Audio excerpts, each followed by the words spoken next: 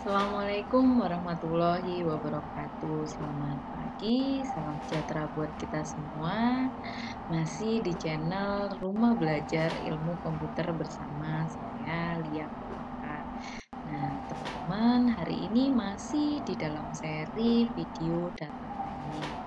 Ini adalah video ke-6 kita ya teman-teman. Hari ini kita ingin membahas tentang evaluasi dalam algoritma clustering. Nah, minggu lalu kita sudah membahas tentang algoritma clustering, yaitu Kamin clustering. Kalau teman-teman ada yang belum sempat melihat, silakan ya, ada di link di atas. Nah, setiap pembelajaran harus ada evaluasinya. Kenapa? Supaya kita tahu bahwa misalnya ya contohnya di clustering, bahwa cluster-cluster yang kita sudah bentuk itu memang benar-benar memiliki karakteristik yang mirip seperti itu. Jadi antar klasternya gitu ya memiliki jarak yang besar, tapi dalam anggota satu klaster ini dia memiliki kedekatan atau keterikatan yang sangat kuat. Jadi tujuan video kali ini adalah mengenal evaluasi algoritma clustering menggunakan DBI atau Davis Baldwin Index. Apakah cuman itu? Tidak. Nah, bagi teman-teman yang pengen tahu apa saja evaluasi clustering bisa melihat di video 1 atau 2. Di situ saya memberikan paparan beberapa evaluasi algoritma dalam data mining. Misalnya kalau klasifikasi pakai apa, clustering pakai apa, kemudian estimasi pakai apa, dan lain-lain. Silakan dilihat kembali. Oke, di sini saya recap kembali bahwa evaluasi clustering itu ada dua teman-teman. Jadi bisa internal evaluation, bisa external evaluation. Nah, kali ini kita memakai internal evaluation yaitu DBI atau Davis Baldwin Index. Kenapa pakai internal? Nah, ini alasannya. Faktanya, kalau uji performa atau evaluasi di clustering itu kan ada internal, ada eksternal. Nah, kalau tipe eksternal itu tipe yang menggunakan informasi terdahulu mengenai data tersebut. Nah, itu yang paling sulit. Apakah datanya ada? Nah, itu menjadi sebuah kendala. Kalau tipe internal, tipe yang menggunakan data yang ada ya, data tersebut aja, nggak berhubungan dengan data sebelumnya. Jadi itu lebih mudah. Faktanya data eksternal untuk uji performa itu tidak ada atau terlalu sulit sehingga selama ini banyak yang memakai pengujian performa secara internal. Oke, kita ke konsepnya dulu ya teman-teman. Seperti di judul saya bilang ada dua indikator.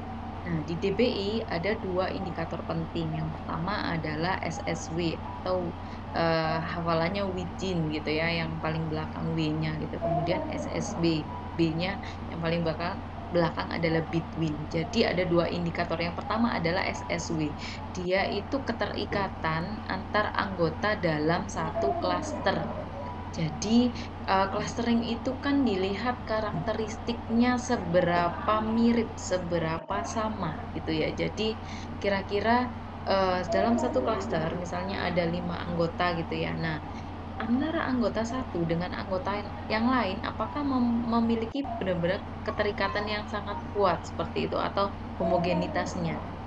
Nah, kalau yang SSB itu adalah between. Jadi misalnya ada 3 klaster, benar nggak sih antara 3 klaster ini jarak antar klasternya itu cukup tinggi atau cukup besar sehingga memang benar-benar klaster ini terpisah gitu.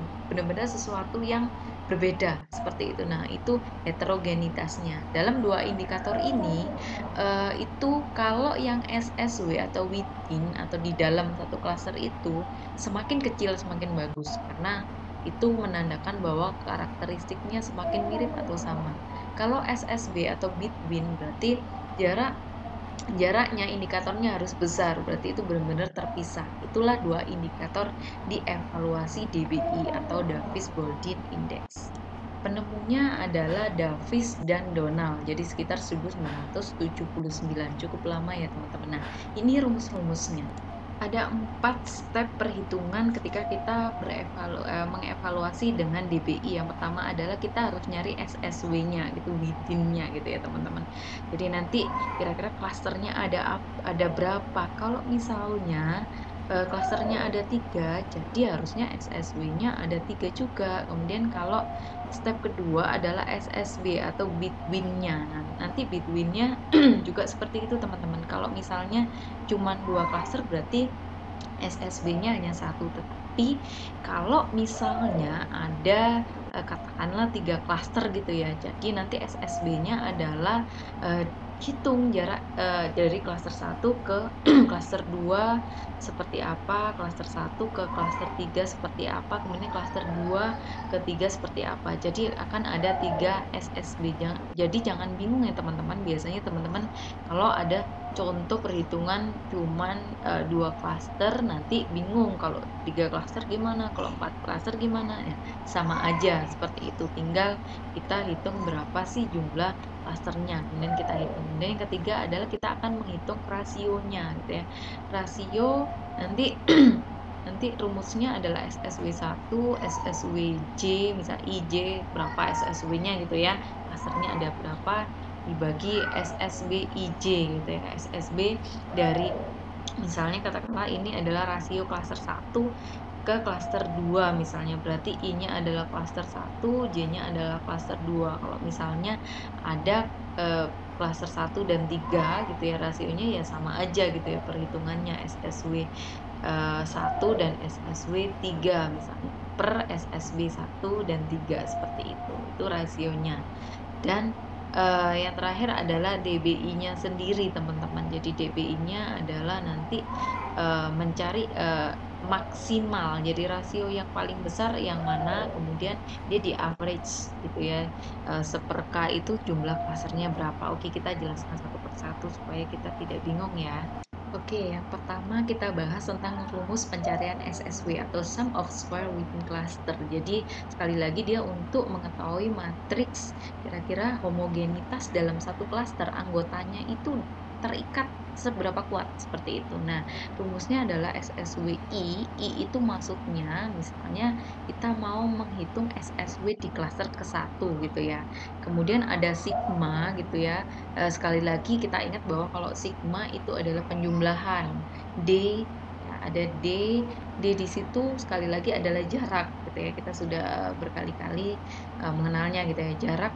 Jarak dari X ke C, XJ ke C1 misalnya. Nah, X itu maksudnya adalah jumlah data dalam klaster tersebut, semua nanti dihitung jaraknya ke klaster gitu ya. Setelah dihitung jaraknya, kemudian jarak itu kan selisih ya, selisih, jadi kemudian dijumlahkan sebanyak berapa datanya di dalamnya gitu ya, kemudian baru nanti dia akan diakar gitu ya, diakar, kemudian baru dia di average atau seper M1. M1 itu adalah jumlah data dalam klaster ke I. Tadi kita akan menghitung klaster ke-1 ya, klaster 1. Jadi misalnya jumlah di klaster 1 anggotanya ada 5, berarti 1/5. Seperti itu ya, teman-teman. Nah, nanti ada contohnya deh. Selanjutnya adalah rumus SSB atau sum of square between cluster. Jadi sekali lagi dia untuk mengetahui heterogenitas antar cluster. Nah, rumusnya adalah SSBIJ. Nah, kemudian sama dengan menghitung jarak antara klaster I ke klaster J. Nah, ini kalau misalnya klasternya ada 2, katakanlah klaster 1 I itu klaster 1, J itu klaster 2. Kalau misalnya klasternya ada 3, sekali lagi bahwa nanti kita harus menghitung juga SSB I katakanlah 1 2 3 gitu. SSB 1 3, SSB 1 2 3 gitu ya. Jadi SSB klaster 1 ke 2, 1 ke 3, kemudian 2 ke 3. Jadi ada 3 ya hasilnya. Nah, kalau sekali lagi CI itu adalah klaster 1, contohnya misalnya CJ ada klaster kedua misalnya. Kemudian CI CJ itu sekali lagi D adalah jarak menghitung antar klaster 1 dengan klaster ketiga. Ketiga adalah kita akan menghitung rumus rasio. Rasio itu untuk mengetahui seberapa bagus nilai perbandingan antara klaster 1 dengan klaster yang lain. Nah, sekali lagi bahwa kohesinya harus kecil, separasinya atau heterogenitasnya harus besar. Maka dari itu rumusnya berbanding terbalik ya teman-teman. Jadi Oke, Rij sama dengan SSWI plus SSWJ plus SSBIJ. Nah, sekali lagi I katakanlah klaster 1, J itu klaster 2. Kalau misalnya klasternya ada banyak ya, berarti tinggal nanti Rij-nya akan di list gitu ya. Katakanlah ada 3 klaster, sekali lagi bahwa nah kita harus menghitung rasio klaster 1 terhadap klaster 2, 1 terhadap 3, 2 terhadap 3 gitu ya. Jadi nanti Rij-nya ada 3 juga gitu ya. Oke, next. Terakhir menghitung DBI-nya, yaitu fakta dari DBI itu semakin bagus ketika nilainya mendekati 0, tapi tidak negatif ya teman-teman. Nah, rumusnya adalah seperti yang ada di layar teman-teman. Jadi seperka gitu ya, sigma gitu ya, menghitung jadi max gitu ya, max rasio yang paling tinggi itu yang akan dipilih, kemudian di average gitu ya teman-teman. Jadi max Rij itu maksudnya adalah, nah jadi yang paling besar, katakanlah tadi ada 3 klaster gitu ya, berarti ya R dari klaster 1, 2 berapa, 1, 3 berapa gitu ya, kemudian 2, 3 berapa, nanti mana yang max. Nah itu yang akan ditaruh di DBI-nya, kemudian di average per K itu jumlah klasternya berapa.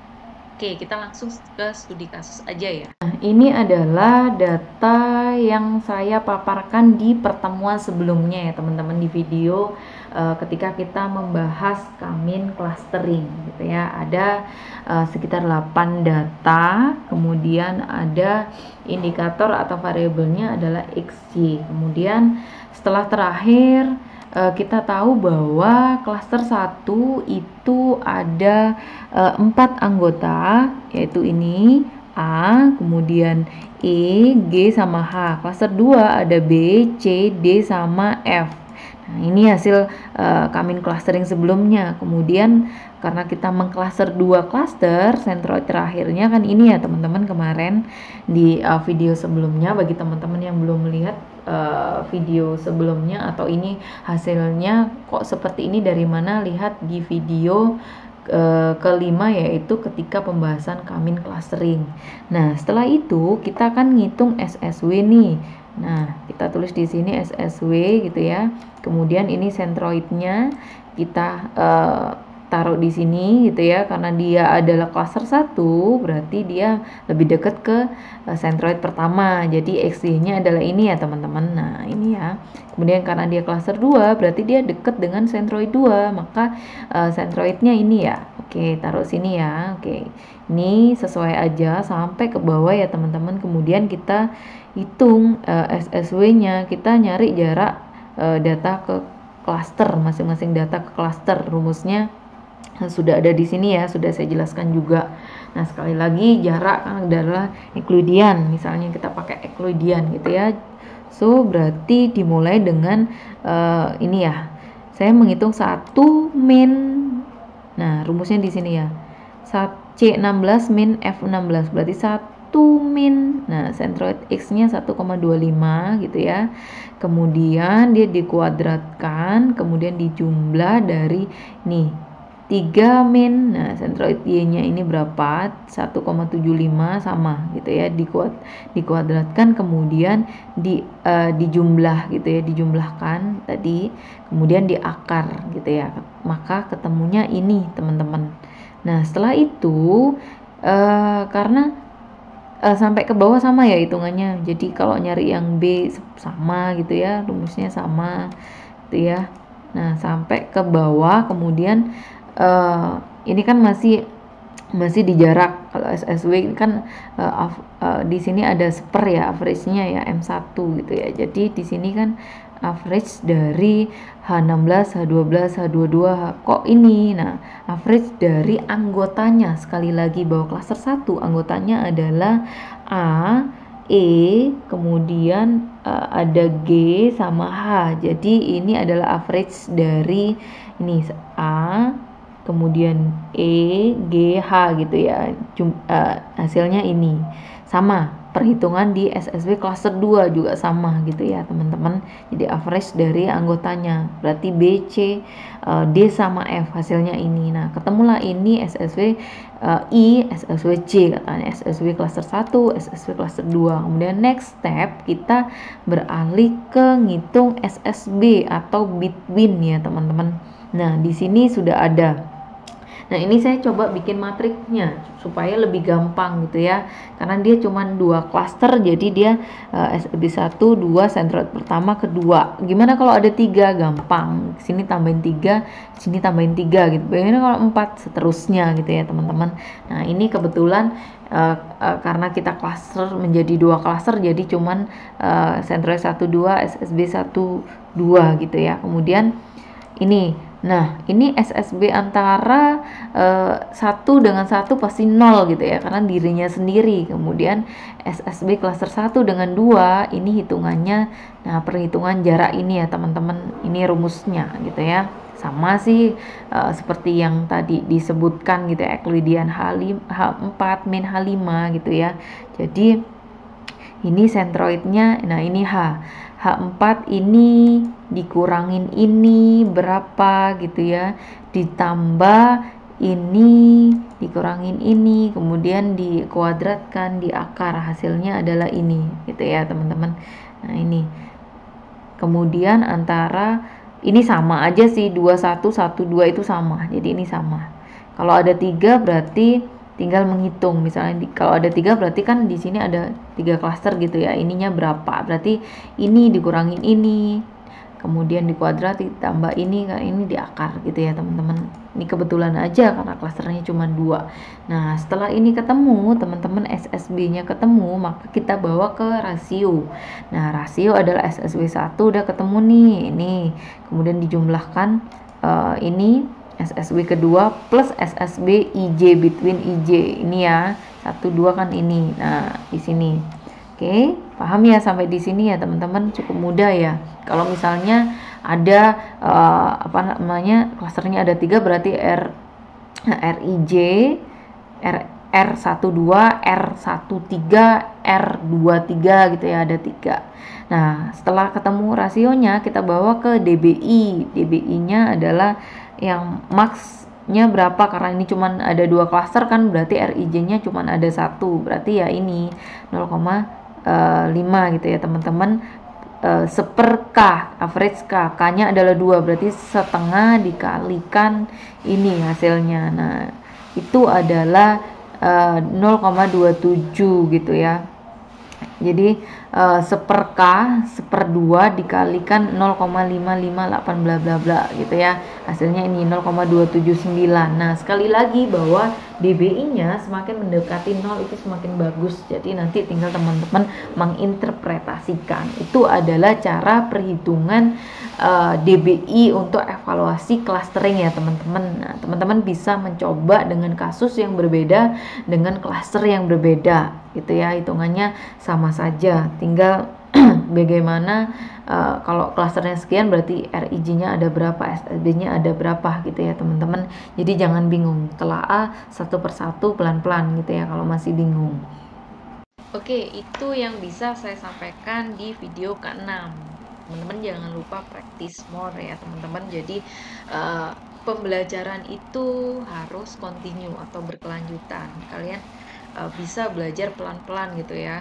Jadi memang harus banyak berlatih sehingga teman-teman nanti bisa menghadapi soalnya seperti apapun teman-teman bisa mengerjakan. Kemudian untuk next video kita akan membahas hierarki clustering. Jadi kalau kemarin Kamin clustering itu termasuk non hierarki clustering teman-teman. Nah, tipe analisis cluster itu ada 2, non sama hierarki. Nah, untuk next pertemuan kita membahas hierarki clustering gitu ya, part 1 karena nanti cukup panjang jadi saya membagi menjadi 2. Oke, terima kasih.